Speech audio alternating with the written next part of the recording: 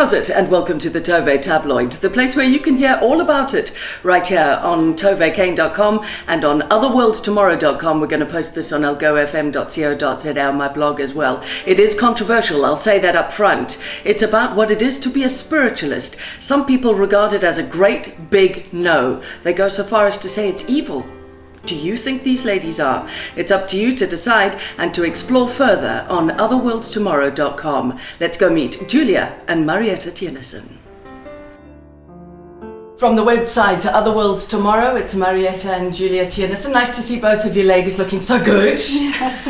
They always say that animals can pick up on people's energy. And I noticed that this animal is particularly relaxed in your space. Talk to me about how you feel energy. Yeah, everything is energy. So when we also work, what we pick up is that why we can also do telephone readings or email readings. One picks up the energy of the person, and then we can tap into the general energy, and we have the vision, and it's all vibration.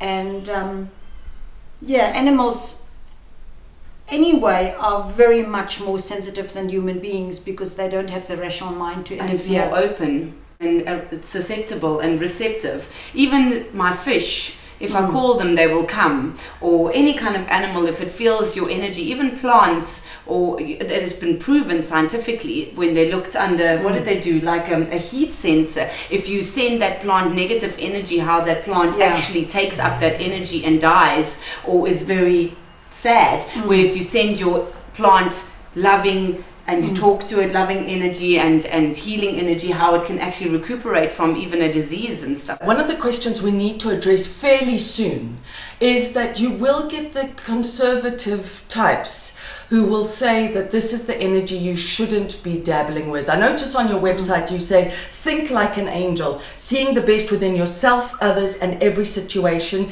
In this way, you are a miracle worker. But there are people who feel that the work that you're doing is possibly... Yeah, because it's the unknown. So they also are not aware that when one is just a normal healer, you cannot really deal with black magic or black energy, or really unevolved equals evil energy. Where when one is trained as a shaman, you have delved into your own inner self, into the depth of your own negative side, or like Jung calls it, the shadow. And when you've really gone through the dark night of the soul, you can see it in others and work with it, because we're all actually just having a human experience. We're spirit having a human experience. So there's not really evil in the world. That's quite a statement, Julia. Yeah. You're growing up with a mum who was fairly controversial, and when you've come to evolve into a similar field with her, you do coaching and readings yourself. How do you feel that link has manifested in your life? Well, just to add on to what you said, I think we all inherently know what is either wrong or right, or that's how we grow up in society. So if I'm sitting here focusing on that, I really want something bad to happen to you, we all can actually practice dark or black or evil magic. But if I'm sending you love, or I'm thinking about you, or you'll see it on Facebook as well, please pray for these people, or please pray for this baby, that is white energy, it's white light. We're actually trying to heal. So I always say we can all sing, but some of us are better singers, and some of us are better at using this energy than others. But if we really focus on sending somebody dark energy, then we will use black magic. And that is what I was brought, that's how I was brought up, in that you have the choice. So anybody who has got power, you have the choice to either go either way, And it causes consequence. Yeah, and I brought up my children with, you need to take responsibility for what you do. So even in a very simple sense, I set my children down and I said to them, I will never look at your homework because I don't have the time for that. So you take responsibility whether you pass or fail. And that's the way they grew up. People are finding that you mentioned, Julia, Facebook, for example, and you were talking now, Marietta, about responsibility.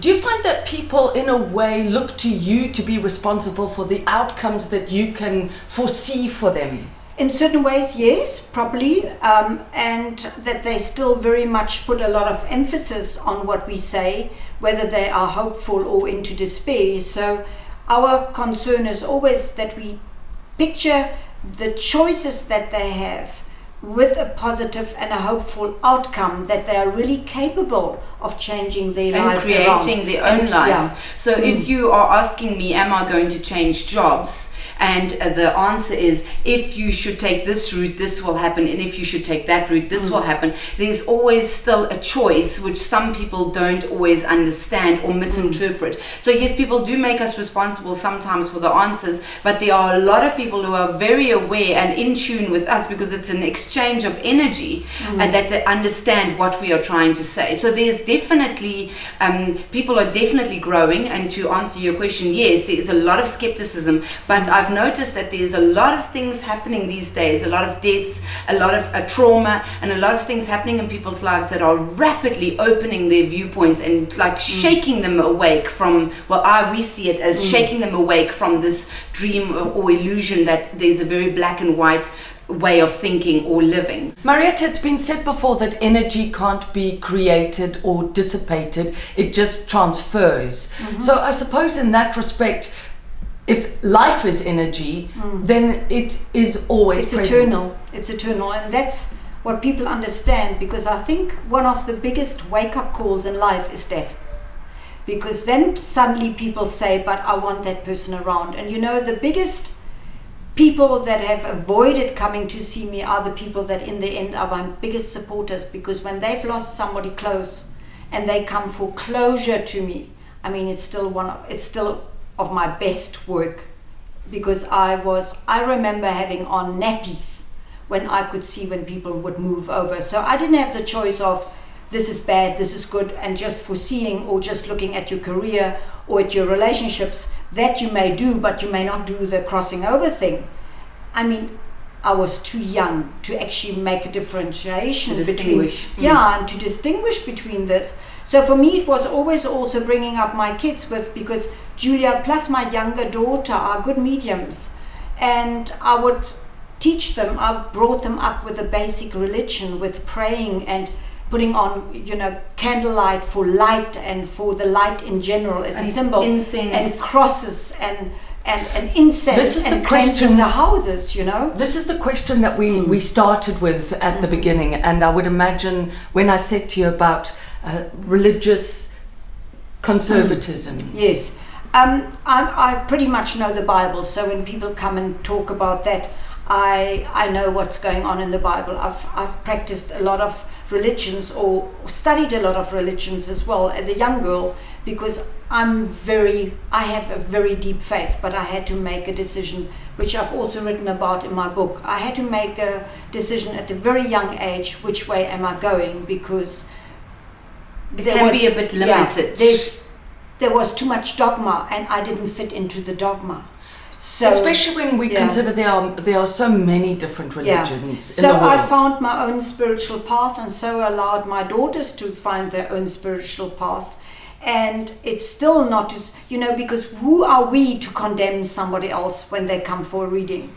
And Julia believes the same way. We are not here to condemn anybody or to judge anybody, because in the end, from us, it's just important that people have a belief in a higher being, because that's what ultimately is the oneness. Our work. Yeah, and what is the oneness thought? In the end, we will have one world as a oneness, where we do not condemn one culture, one religion, or prefer the one above the other one. So we're very open. We're trying to be really very open, non-judgmental towards whoever comes and whoever is there, because we are all spirit. We're all spirit, and that's an energy, and we're all evolving. And I mean, we're all in 2014. And we're all getting more and more sensitive and intuitive, and that is what scares people a lot, because they can feel so much more, they can hear so much more. Their children are much more evolved. The new generation are really ascended masters being reborn back to push us forward. So there's a lot of fear sometimes in what people experience, and that is why at the moment business is quite good, because they are looking towards people who can explain, so to say, what is going on and help. Like if you've got something in your house, or like if you've feeling something specific, or you're dreaming more regularly about certain things, that people come for guidance and they don't feel that they're being ridiculed, which unfortunately, and I'm not saying all churches are like this, but there is quite a judgmental feeling that runs through the churches, because you're not allowed to be different or to stand out. You must fit in, and that is what we don't believe in. Be different, stand out, and have your experiences, because if you're not meant to have it, you wouldn't have it at that time or stage. Yeah, and believing that you are actually powerful. I believe very much in the whole sense of empowering people, and we both believe in empowering people, so it's not just a prediction that we have the right to say what is going to happen, because the future is not in form. If we also go back to energy, then we can today paint our own canvas, so to speak, and make it a better world, because what we put out there in thoughts is also energy, and that puts out there our outcome very often. So I and Julia also, we coach people in the sense of it's all energy that we put out there. This morning I put out there, I want a terrific cup of coffee. I arrive here and I have a terrific cup of coffee. So, but it's in the small sense as well, which creates later synchronicities, because one is positive and one sees the positive side of it. It's a choice that we all have. And a lot of people recognize their responsibility in making choices, because human beings are the only alive beings making choices and having choice. Well, it's been fascinating. I'm sure that many people will be intrigued to find out more about you, about your thoughts, about the energies, and we encourage them to look at otherworldstomorrow.com. Thank you for your time, Marietta and Julia. Thank you, Tove. Very much. That's a wrap at the Tove Tabloid today. I could have spoken to those ladies for another day. Otherworldstomorrow.com. If you would like to speak to them directly, you can contact Marietta and Julia Theunissen. Based in South Africa, but they can contact you all around the world. That's a wrap at the Tove Tabloid today. Be kind to yourself and those around you.